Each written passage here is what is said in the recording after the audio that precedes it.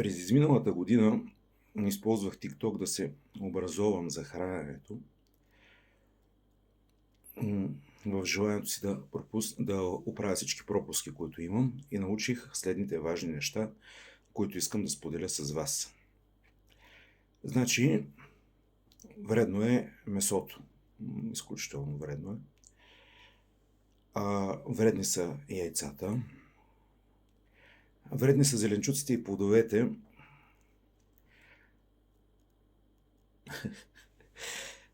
Вредни са тестените изделия, вредни са макароните, водата, която е обикновената от чешмата или от реката, тя не хидратира. И в този момент аз разбрах, че правя всичко абсолютно неправилно и нямам никакъв шанс да живея здравословен живот или да постигна нещо, защото това са отрови, които всеки ден вкарвам в организма си. И затова измислих нещо, което е много важно.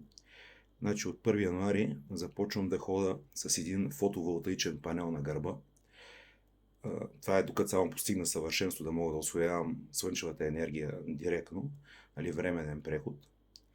И ако някой е по-запознат, ако може да ми каже къде точно да завъря куплунга, те по-опитните, за да не объркам и там нещо, да вкарам енергията отдет не трябва.